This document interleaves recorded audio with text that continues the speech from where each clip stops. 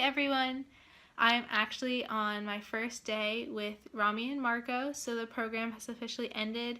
This video is kind of like a reflection on, living in Germany for the past 2 weeks and the university that we sistered with and all sorts of things like that. VCU teamed up with a applied sciences university known as FHWS, located in Schweinfurt and Würzburg. They have a beautiful campus. It's a smaller campus than, traditional sized universities in the States, but everything is really nice and high tech. It's really pretty. They have the best color scheme ever, which is like shades of gray and then like pops of orange. In addition, they were all really helpful. Most everyone spoke English. I'm really thankful for all of the people who teamed up with VCU and the International Consulting Program with VCU. So all of the faculty and advisors that helped us in the first few days, as well as all the buddies that we made. So thank you guys so much for such an awesome program. I am looking forward to how it evolves over the next few years. So one really cool thing that we got to experience the first week that we were in Schweinfurt was this room called the Creative Cube. It is literally a cube. They have a bunch of LED lights on the ceilings that are covered by a really thin layer with crazy colors, really funky chairs to help simulate thought, like no tables, and you just sit in this room. You can play music, you can set up the light show, and you really get to be creative. I would love if VCU did something like that. It's just really fun, really new sort of thought on creativity.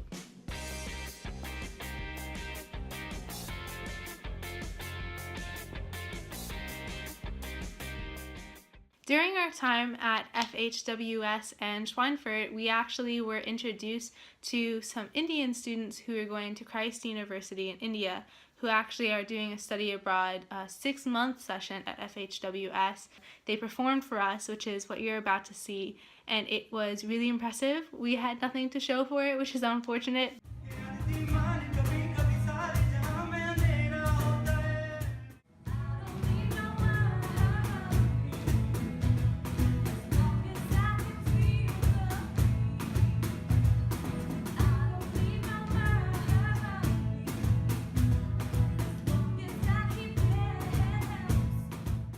Now that my project for ICP is over, I can actually talk a little bit about the company I worked for. So we teamed up with a company called MyBoshi. The co-founders are Tomas and Felix, and they are all about crocheting beanies, which is super cool. They actually gave us kits where we got to have 3 bundles of wool or yarn, and a crochet needle and one of their books, the MyBoshi 2.0 guidebook. And we were able to crochet our own beanies and kind of get to experience what the company is all about, really help them out with their project, and I think it's a really cool platform. They're kind of open source. They're really about building a community around yarn and handicrafts, and I loved it, and I think I am now a crochet person. Tomas, which is on the cover, was really kind enough to give all of us our own beanie kits, and so I have been crocheting non-stop a beanie to wear in the summer, even though it's like 90 degrees and I am actually sweating. But the beanie I'm following is this one right here called the Ikoma. So maybe when winter comes around or if the temperature reduces, I'll be able to wear it. But like I've been obsessed with it, so I just got to my next color right here, and I'm doing a light gray, dark gray, and then a bright orange. And like I can't stop. Like I think it looks right. I started out really rough, obviously you can tell. But yeah, I'm gonna crochet now because I'm obsessed with it, and you're supposed to be able to finish it in 2.5 hours. So my goal is 2 days. So we'll see how it goes.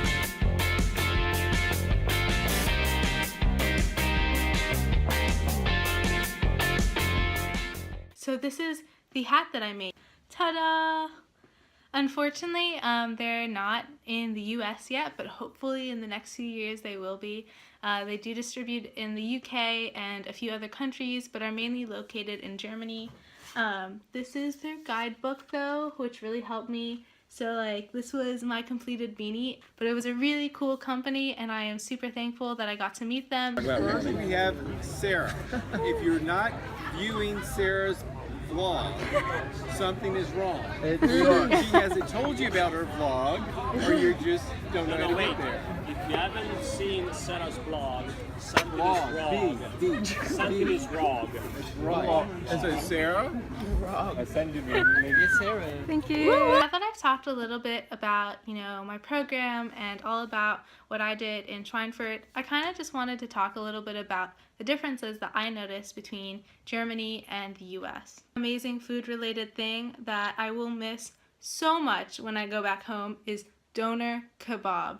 So doner kebab is like this fast food industry. So it's not just like one store or a brand name. It is a whole idea of a food. And it's like gyro meats, so like sliced, shaved like lamb and beef meats in this like thick pita with like cabbages because it's German, and like this garlicky cream sauce, and it's so good, and it's like this big, and it is amazing, and I'm gonna miss it so much. Some just day-to-day differences too, aside from the food and drinks.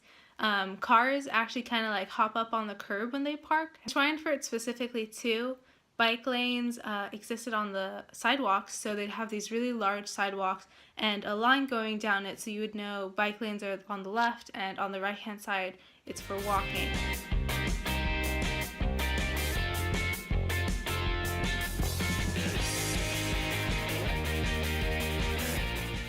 Another thing that I did in Schweinfurt was actually go to a laundromat because I had to do my laundry at some point. Funny thing is, I've never actually been to a laundromat even in the States, so it was a totally new experience for me. And on top of that, everything was in German, but luckily there was a woman there who was doing her laundry who spoke some English, and so she helped us out, and I went with Brandy and Craig, and now I understand the value of laundromats. Oh yeah, got my laundry bags. Trying to cross the street without killing myself. So, following Brandy to a laundromat. I've never been to a laundromat, and now I'm going to one in a foreign country. Dun dun dun! Put in here, yeah, 5, 10, or 20. Okay. Put it right in there? Yep. I don't think there's a ray in. Okay, and then it'll register that you got 5. Okay. And now you need to pick your machine number. Which machine am I? 2? Is that right? Yeah. So you pick 2. And then once you got your change, you hit the start button. The one that's flashing. And it's already set to program 8. Yeah! Yeah. And lastly is football, aka soccer for everyone in America. It is huge here. As I've been here, it's been the Europe Cup, the Euros. And so anytime there's a Germany game, which actually there is one tonight, but I'm missing it, they have things called open viewings or public viewings, which are these huge giant tents where everyone comes and drinks, and it is like this big experience, and you're like in this crowd and everyone's cheering for Germany. Got to go to the last one for the last 5 minutes because of a funny little story. So I was editing a video running late when everyone had gone to the public viewing, and I got instructions from my friend, but unfortunately what she considered the front of the building and what I considered the front of the building were flipped. So I ended up going like the complete opposite direction of the giant public viewing tent, got really lost and confused, realized I was going the opposite direction because no one was really responding to me. Finally, another friend texted me the address I was supposed to go to, so I found a random German woman who was waiting for a bus station. She didn't speak any English, but she managed to figure out what I was trying to get to. Then she found the bus that she was going to take, talked to the bus driver in German. He was like really grouchily able to take me there, and he's like, fine, I'll just drop you off. I'll just drop you off there. So I got a bus ride from a bus driver who didn't speak English, thanks to a German woman who didn't speak English, and was able to get to the last 5 minutes of the viewing. And so here's that clip of everyone cheering. Looked like a good time. Glad I was able to catch the end of it.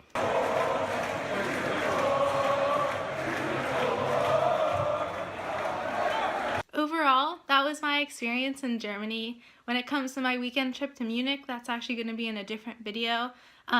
We are going to be here in Frankfurt for the next few days and kind of getting to Amsterdam shortly. Thanks so much for watching. I hope you enjoyed this video. I'm really sad that Schweinfurt and Germany is over, but I can't wait till I come back, and I am looking forward to the rest of my trip.